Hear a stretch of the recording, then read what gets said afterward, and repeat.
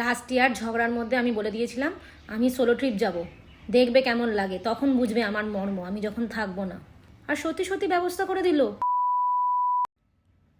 আমার না হাজব্যান্ড আমাকে সবসময় বলে তোমার যেখানে ইচ্ছা তুমি একা যাও, সবসময় আমাকে পেছনে টেনে টেনে নিয়ে যেও না। তো কোথায় আমি একটু ভালোবেসে বলি চলো আমার সাথে এই জায়গাটাতে চলো, এখানে চলো, ওখানে চলো, আর ও আমাকে বলে আমাকে সবসময় পেছনে টেনে টেনে নিয়ে চলো না। তো সে ঠিক আছে, যেখানেই আমি একা একা ইচ্ছা চলে যাই ও আমাকে ছেড়ে দেয়।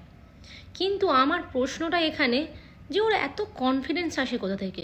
ও কি আমাকে একটু সন্দেহ করে না, নাকি ওর বিশ্বাস আমাকে কেউ পছন্দ করবে না, নাকি ও ভাবে শেষে যত দূরই যাক আমার কাছেই তো ফিরবে?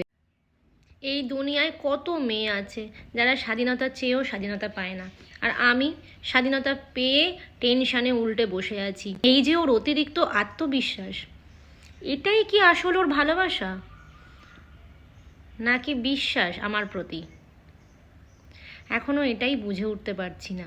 আবার মাঝে মাঝে ভাবি ও কি আমার থেকে ছুটকারা পেতে চায়, তাই আমাকে একা কোথাও পাঠিয়ে দেয়। আবার ভাবি নাকি আমারই প্রবলেম, আমি ওকে ছাড়া কোথাও একা যেতে পারি না। লাস্ট ইয়ার ঝগড়ার মধ্যে আমি বলে দিয়েছিলাম আমি সোলো ট্রিপ যাব, দেখবে কেমন লাগে, তখন বুঝবে আমার মর্ম আমি যখন থাকবো না। ও বলল হ্যাঁ যাও, জীবনটাকে দেখে আসো, কেমন লাগে, একা একা উপভোগ করে এসো। তখন তো আর বলা যায় না না যে তোমাকে ছাড়া আমি কিছু করতে পারবো না। আমিও বলে দিয়েছি ঠিক আছে ব্যবস্থা করে দাও, আমি চলে যাব। আর সত্যি সত্যি ব্যবস্থা করে দিল, আর আমিও গেলাম। কিন্তু ভেবেছিলাম একবারও ফোন করব না, ওকে বোঝাবো যে আমি না থাকলে আমার কদর কতটুকুনি। কিন্তু আমি ওকে কি আমার কদর বোঝাবো?